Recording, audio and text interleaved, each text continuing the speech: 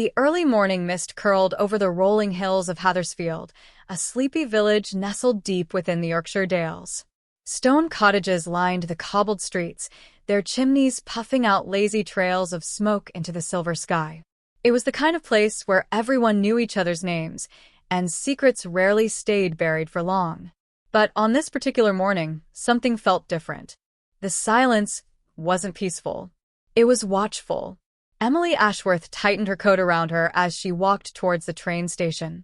Her breath fogged in the cold air, mingling with the thick mist that clung to the ground like a veil. At 16, Emily had never once left Hathersfield, and today wasn't supposed to be any different. But she had woken with a feeling, a strange sense that something was calling her. Pulling her rucksack higher on her shoulder, she moved past the bakery where Mrs. Whitlow usually greeted her with a warm smile. The shop was closed, its window dark. There, by the old railway crossing, she saw her. A girl, not much older than Emily, standing perfectly still in the fog. Her dress looked old-fashioned, pale blue and torn at the hem, and her long dark hair blew in a wind that Emily couldn't feel. She blinked, and the girl vanished. A cold shiver ran down Emily's spine. She rushed forward, glancing about the empty road. No one was there. Suddenly, a loud whistle pierced the air. The train to Leeds thundered past on the tracks behind her. When it had gone, something caught Emily's eye on the ground. A brass locket, glinting dully in the morning light. She picked it up carefully. Inside was a faded photograph of a woman who looked strikingly like her own mother, but dressed in 19th-century clothing. Emily stared at the image, her heartbeat quickening. She had never seen this woman before. But there was something familiar in the eyes, something that stirred a memory she couldn't quite reach. That evening, she confronted her father in their narrow kitchen, the locket clenched in her hand. Mr. Ashworth, a stern man with years of worry etched into his brow, went pale when he saw it. "Where did you get that?" he asked, voice tight. "I found it by the crossing," Emily said quietly. "Who is she?" Her father hesitated. Then, slowly, he sat down. "That," he said, "is your great-aunt Catherine. She vanished 70 years ago. No trace. They say she was last seen standing by the tracks, waiting for someone who never arrived." Emily felt the chill return, stronger than before. "Dad," she whispered, "I saw her."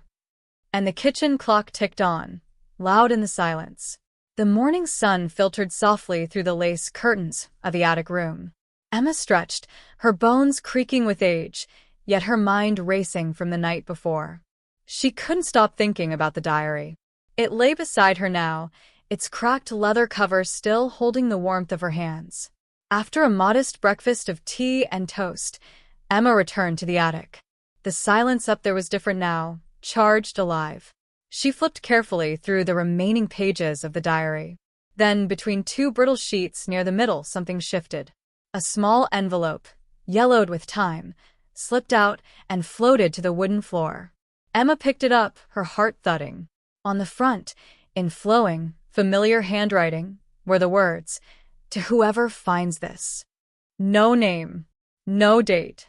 She hesitated, then opened it. Inside was a single sheet of thick parchment. It read, "If you're reading this, then the truth is already finding its way to you. Be careful. Secrets like this were never meant to remain buried. Go to the cellar under the chapel. There, in the stone marked with ivy, lies the next piece of the puzzle. Trust no one." Emma stared at the letter, her fingers trembling. The chapel. Of course.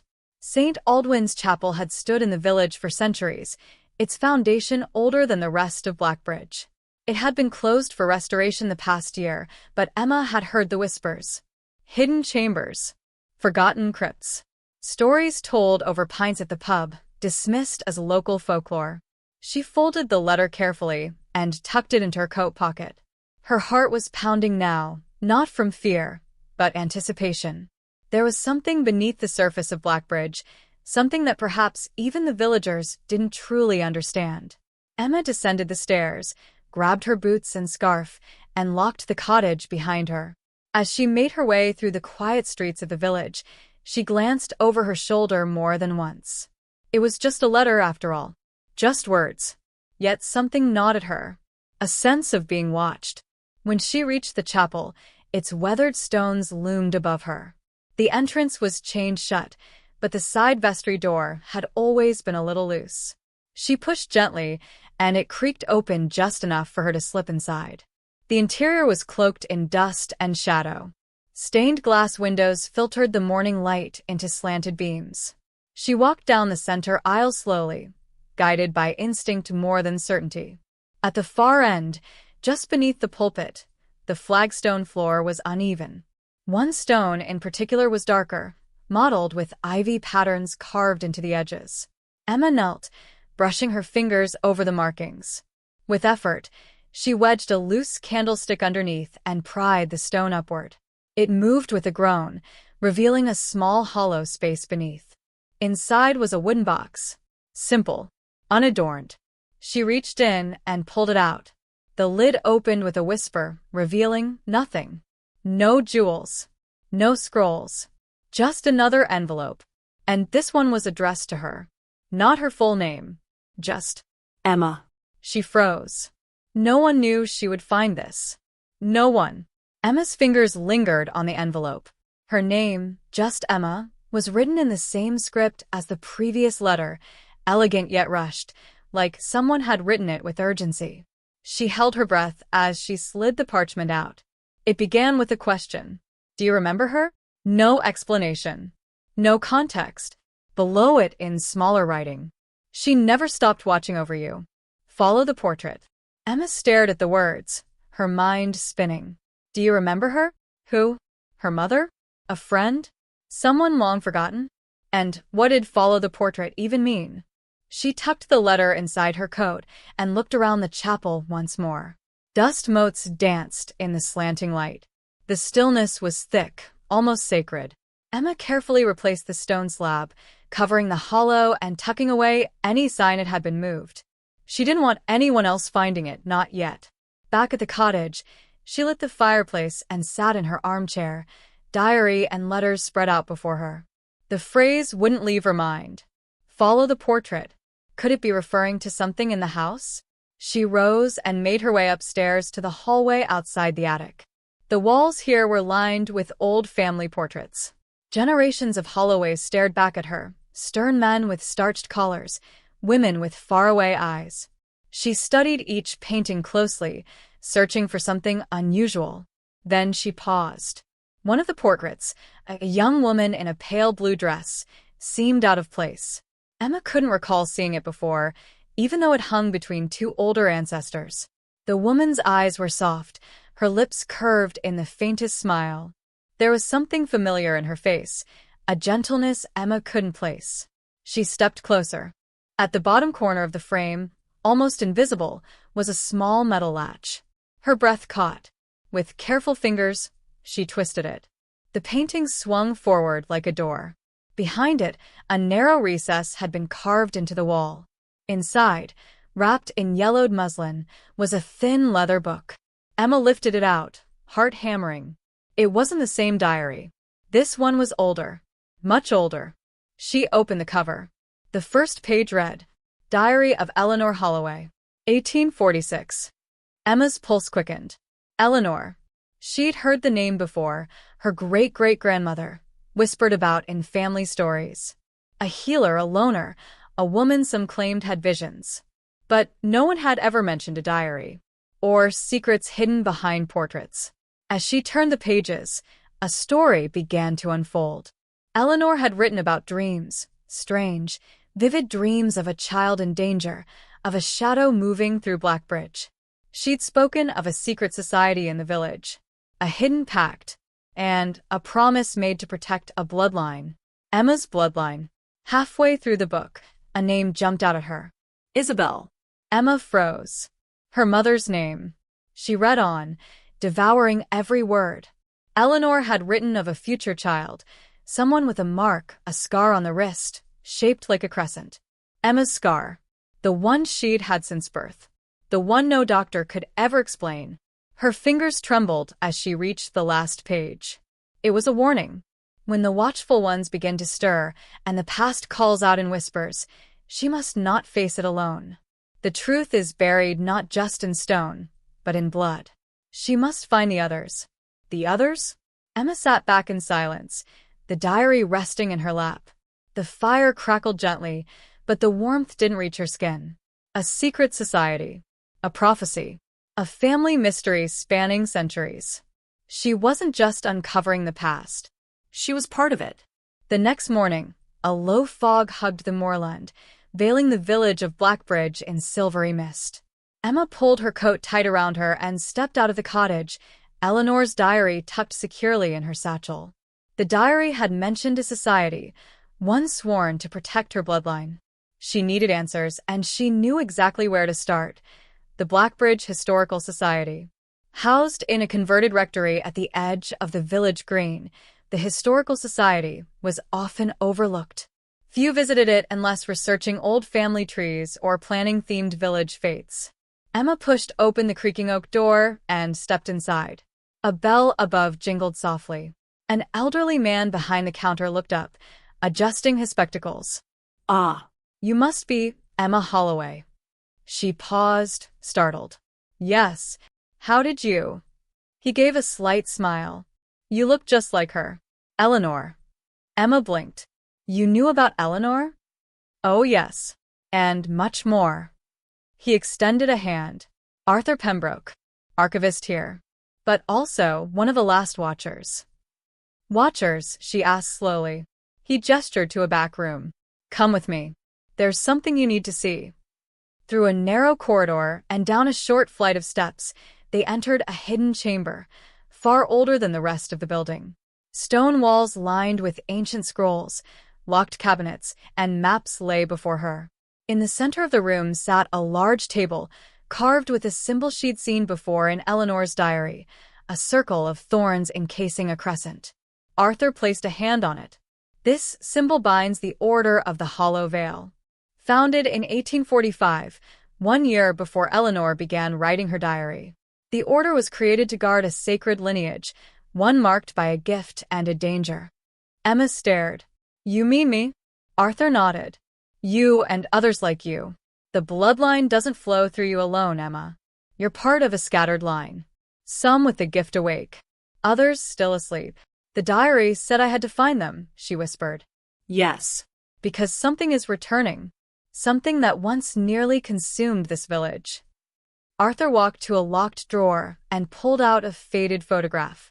It showed 5 individuals standing in front of the very same chapel Emma had visited. They were the last circle of the order, Eleanor included. Emma studied their faces, and her breath caught when she saw the figure to Eleanor's left, a young woman with the same eyes as her mother. "Isabel," she breathed. Arthur placed a finger beside the image. "She came to me years ago, seeking answers. But she vanished before she could learn everything." Emma's heart pounded.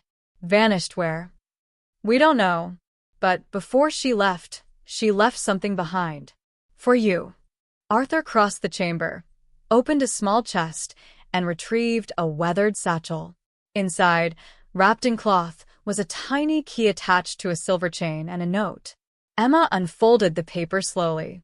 "If you're reading this, it means I failed. Or disappeared. But you're stronger than me, Emma. You always were. Find the mirror. The one beneath the manor. It sees the truth. Beneath the manor." Emma suddenly remembered an old door in the cellar of Holloway Manor, one that had always been locked. She'd never found the key. Until now. Arthur watched her closely. "If you're certain, go soon. Before others do."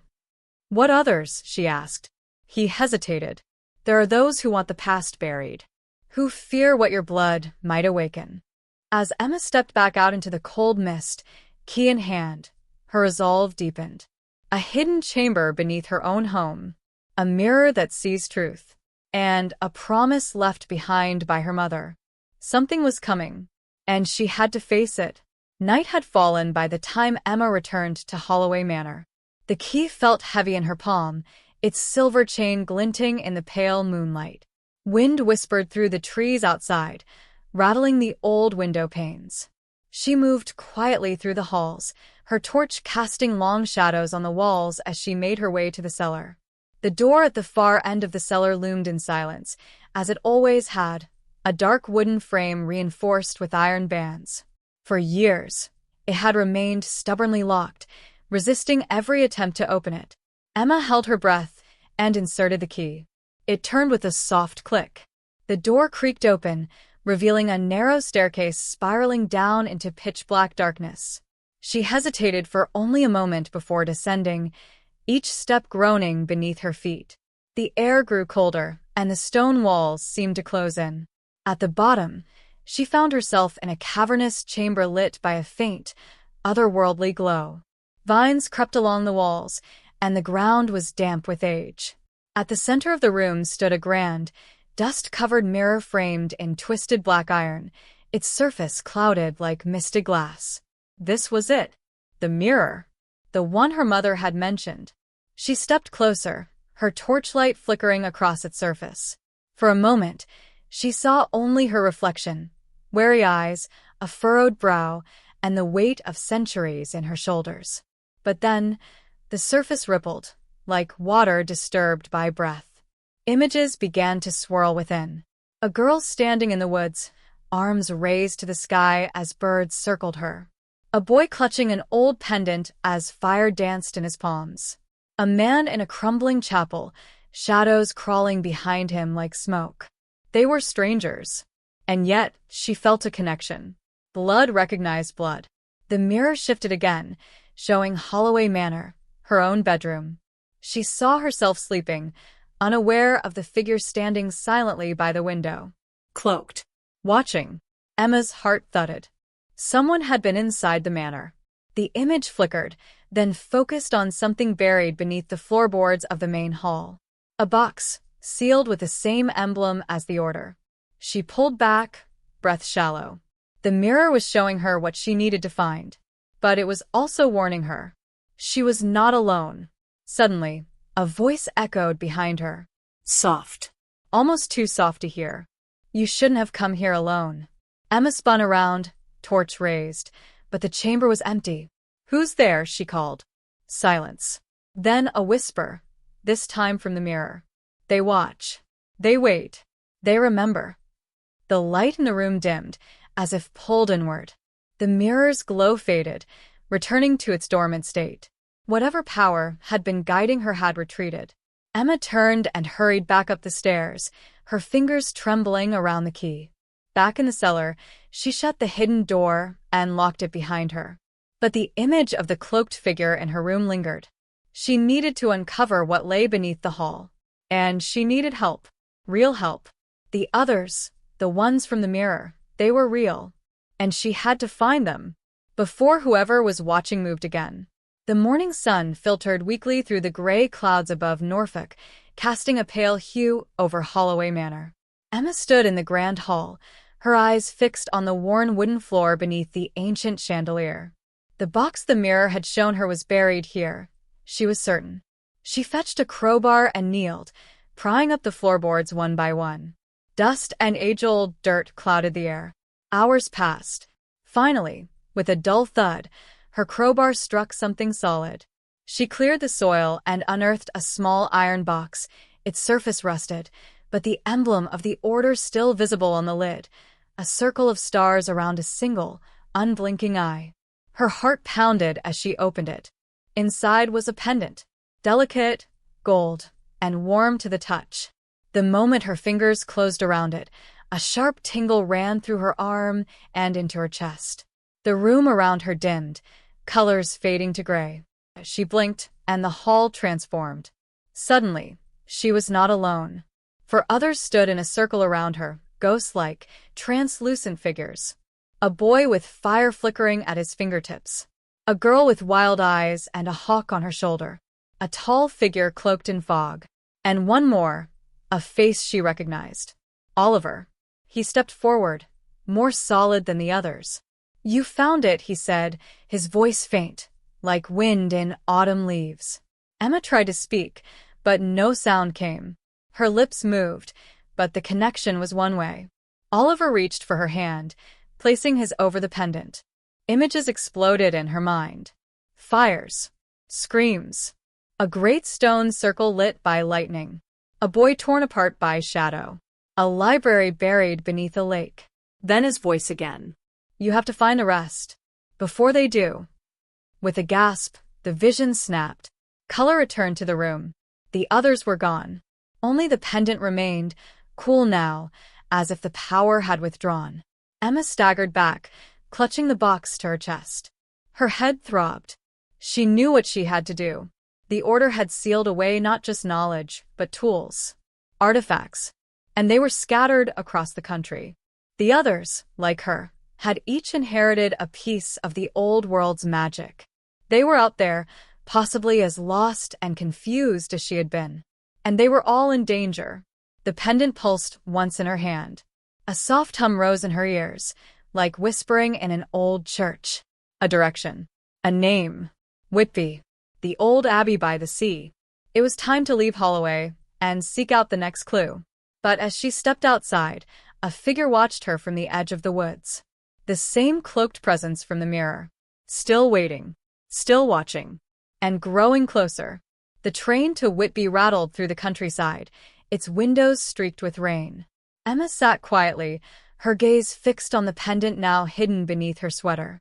The hum it emitted had faded to a soft vibration, like a heartbeat, guiding her northward. The sea air struck her the moment she stepped off the platform. Cold. Salty. Ancient. Whitby clung to the cliffs like a forgotten memory, its rooftops sloping towards the gray horizon. Above it all, the ruins of Whitby Abbey loomed, jagged stone teeth against a bleak sky. Emma climbed the steps to the abbey, her boots slick on the wet stone. Tourists wandered the grounds during the day, but she had arrived late. The site was closing, shadows long, the sky bruising with dusk. She slipped through a broken gate and moved silently among the crumbled walls. The pendant tugged at her like a compass. Then she heard it. Footsteps. Soft, careful, and not hers. She turned sharply. The wind answered.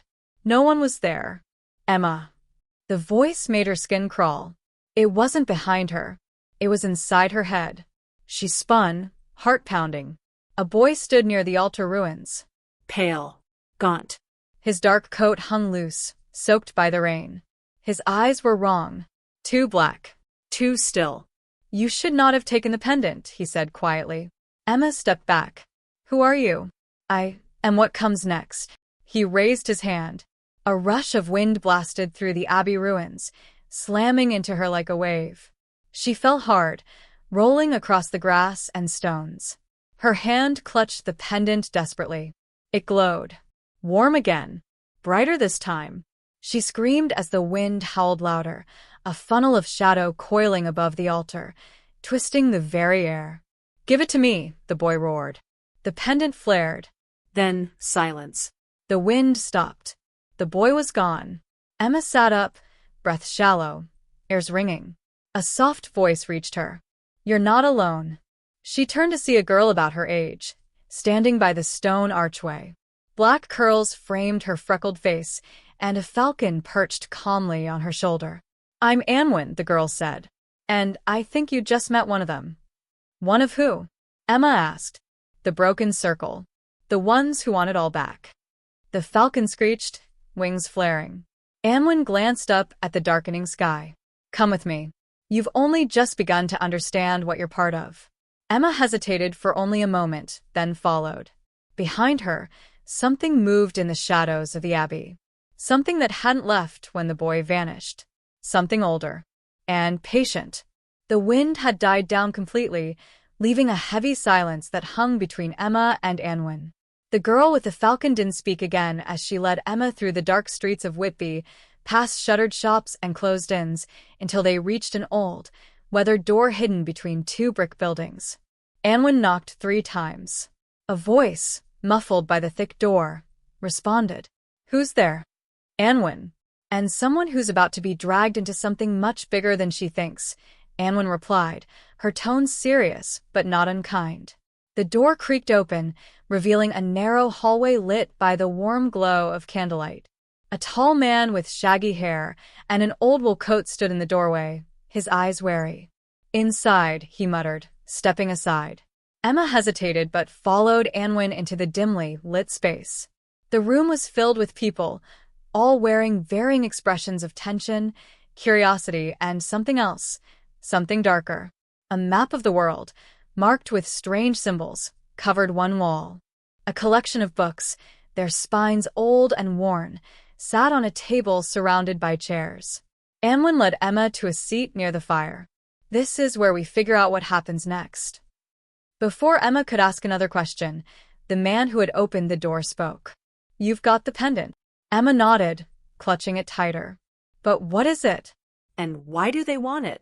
The man sighed, his gaze flicking to the map. The pendant is a key to unlocking something ancient, something that should never be freed. That's what the Broken Circle wants. They believe that with it, they can restore what was lost centuries ago. Anwen sat down beside Emma. The Circle has been hunting this key for years. We've tried to keep it hidden, but now they know where it is. Emma finished, her heart racing. The man nodded grimly. They'll stop at nothing to get it. Anwen's falcon screeched again, drawing Emma's attention. The bird flapped its wings, then landed on the back of a nearby chair. Its beady eyes never left Emma. What exactly are they? Emma asked. The Broken Circle? Anwen's gaze darkened. They're an ancient order. They've existed for centuries, and their goal is simple. Power. They believe that by unlocking the secrets of the pendant, they can reshape the world. But at what cost? Emma stared at the pendant in her hand. The glow had dimmed, but it pulsed steadily. Something about it was alive. She felt it. We can't let them have it, Emma whispered. What do we do? The man leaned forward, his face grave. We need to find the others. The ones who can help us stop the circle before it's too late. But there's no time. They'll come for you, Emma. You've already seen how far they're willing to go. Suddenly, a loud crash echoed from the front of the building. The door slammed open with a force that rattled the walls. Footsteps, quick and heavy, approached. They're here, the man said urgently. Get out. Now. Anwen grabbed Emma's hand, pulling her towards the back exit. The falcon screeched again, and they sprinted into the alley behind the building. The air outside was cold, biting, and the night felt darker than ever. But Emma knew, in that moment, there was no turning back. The alleyway was narrow, its cobblestones slick with the evening's rain. Emma and Anwen ran, their footsteps echoing off the stone walls, while the sound of pursuit grew louder behind them. Emma could hear the shouts now, rough voices calling in the night, drawing closer. They were not far off. Keep going, Anwen shouted, her grip on Emma's hand tightening. Don't stop, not even for a second. Emma could barely keep up. Her legs burned with the effort, and every breath felt like ice in her chest. But the sense of danger spurred her on, faster, harder. Ahead, Anwen turned sharply, pulling Emma into another alley, this one even narrower than the last. The buildings loomed above them like silent giants, casting long shadows that seemed to stretch out to swallow them whole. We need to get to the docks, Anwen panted, her face grim. There's a boat waiting. A boat. Emma gasped, glancing over her shoulder as they ran. Who's waiting for us? Anwen didn't answer. Her focus was fixed on the path ahead, and Emma could sense the urgency in her every movement. The sound of footsteps grew louder, and Emma risked a glance behind her. A dark figure appeared at the end of the alley, moving with unnatural speed. They're closing in, Emma said, her voice tight with panic. We're not going to make it. Don't say that, Anwen snapped, glancing back briefly. We have to make it. Just stay close. They reached the end of the alley and emerged onto a wider street. The docks were just ahead, the dark water shimmering in the light of the distant street lamps.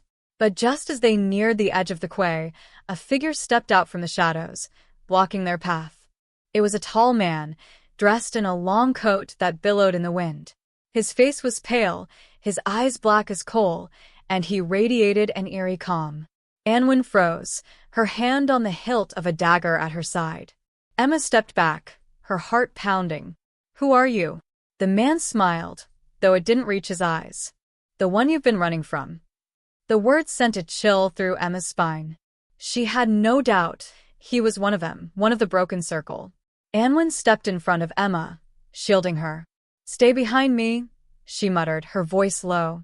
The man's eyes flicked to Emma, a flicker of interest passing through them. "The key," he said, his voice smooth like velvet. "It's a shame, really. We could have used you, but now you're just a distraction. We'll get the pendant. It's only a matter of time." Anwen's grip on her dagger tightened. "Not while I'm breathing." The man chuckled softly, taking a step closer. "Then, I suppose, we'll have to make this quick." Before Emma could react, the air seemed to grow colder, the shadows around them twisting unnaturally. The man moved faster than Emma could track, his hand outstretched toward the pendant. But before he could reach it, Anwen lunged, her dagger flashing in the dim light. The man dodged, but not fast enough. The blade grazed his side, and a sharp hiss escaped him. He staggered back, his eyes burning with fury. "You'll regret that." Anwen didn't flinch. "You won't live long enough to make me." The two circled each other, but Emma felt a shift in the air. The wind had started to howl again, and in the distance, she could see more figures emerging from the shadows, closing in on them. "We don't have time for this," Emma shouted, her voice rising in panic. "We need to leave, now." Anwen glanced at her, her expression conflicted, then nodded sharply. "To the boat. We can't stay here." With that, they broke into a run again, weaving through the alleyways towards the docks. Behind them, the man called out, his voice rising in anger. "You can't escape. We'll find you, no matter where you go." As they reached the dock, Emma could hear the creak of a boat. A small, weathered vessel, its sails low and its hull close to the water, was waiting at the edge. The man who had been waiting for them stepped forward, his face full of relief. "We've got to go. Now." Without waiting for Emma's response, Anwen shoved her onto the boat. The man began pulling up the anchor, and they set off, leaving the dark streets of Whitby behind them. But Emma knew one thing for sure. This wasn't over. The broken circle wouldn't stop. They couldn't. And now, neither could she. The boat creaked under the weight of the wind, its sails straining as they cut through the dark waters of Whitby's harbor. Emma's heart still raced, her breath coming in short, sharp bursts. She looked over her shoulder, but the dim outline of the town was already slipping into the distance, swallowed by the mist that had begun to roll in from the sea. "Are we safe?" Emma asked, her voice barely a whisper against the roar of the wind. Anwen stood at the helm, her eyes scanning the horizon. "For now," she said, her tone flat. "But we're not out of danger. Not by a long shot." The man who had greeted them on the boat, tall, dark, and silent, gave a curt nod. "We'll be safe once we get to the island. That's where the real answers lie." Emma frowned. "Island? What island?" The man didn't respond immediately, his focus still on steering the boat through the choppy waters. Anwen stepped closer to Emma, lowering her voice. "It's where the pendant belongs," she explained. "The island is where everything started, where the broken circle first began to take root." Emma's mind raced, trying to piece together the fragments of information she had gathered in the past few days. But the pendant, what does it do? Why is everyone after it? Anwen hesitated. "I can't explain it all yet. Not until we're sure we're safe. But the pendant is more than just a symbol. It holds power, a power the broken circle would use to control everything. The island, it's the key to understanding why they want it so badly." Emma's stomach turned. "And you think this island will help us stop them?" "I don't know," Anwen admitted, her gaze dark. "But it's the only place left where we can find any answers." The wind howled again, and the boat lurched, sending a spray of cold salt water over the deck. Emma braced herself, gripping the side of the boat tightly. As the boat moved further out to sea, the clouds above them began to shift, and the once calm waters turned turbulent. The full moon emerged from behind the clouds, casting an eerie glow across the waves. Emma could feel the shift in the air, something unnatural, something dangerous. "That's it," Anwen said suddenly, her voice sharp with urgency. "The island's just ahead." We'll need to anchor here and make the rest of the journey on foot. Emma squinted through the darkness, but she couldn't see anything except the tumultuous sea. What's ahead? I don't see anything. The island's shrouded in mist, the man said, finally turning to face them. But it's there. Trust me. The boat rocked again, harder this time, and Emma stumbled as a sudden gust of wind nearly knocked her off her feet. She steadied herself, heart pounding, as the boat sped up, pushing against the rising tide. Anwen looked ahead, her eyes narrowing. This storm wasn't here a moment ago, she muttered. Something's not right. Before Emma could ask what she meant, a distant, low rumble echoed across the waters. It sounded like thunder, but deeper, almost like something else entirely, a warning. Suddenly, the sea around them began to churn violently. Waves crashed over the boat, and the sky darkened even further, blotting out the moonlight. The man at the helm swore under his breath, yanking the wheel sharply to the side. We need to find shelter now. Emma grabbed hold of the nearest post as the boat tilted dangerously, the sound of splintering wood filling the air. The wind was howling now, screaming as if in anger. We're not going to make it, Emma shouted, her voice barely audible over the storm. Hold on, Anwen barked, her face determined as she gripped the side of the boat. We don't have a choice. If we don't get to that island, we're done for. The boat was thrown into the air as another massive wave slammed into it, and Emma was thrown off her feet. She tried to grab onto something, anything, but the world spun as she was swept toward the edge of the boat. A hand grabbed her arm, yanking her back just in time. Stay with me? Anwen shouted, her face pale but resolute. Emma's heart hammered in her chest as she fought to stay conscious. The storm was unlike anything she had ever experienced, and the noise was deafening. But through the chaos, she saw it, a faint outline of land, barely visible through the thick mist and violent waves. We're almost there, Anwen shouted, her voice strained. With one final push, the boat was driven towards the shore, slamming into the rocky coastline with a jarring thud. Emma stumbled forward, her legs shaky as she fought to regain her balance. The boat came to a screeching halt, and Anwen was the first to jump to the shore, her feet sinking into the wet sand. This way, Anwen said, motioning for Emma to follow. Without another word, they hurried off the boat, the storm still raging around them. The island was eerie, its dark silhouette looming in the distance. There was no turning back now. As they trudged forward, Emma couldn't shake the feeling that something was watching them, something older than time itself, something that had been waiting for them. And she feared they were walking straight into the heart of it.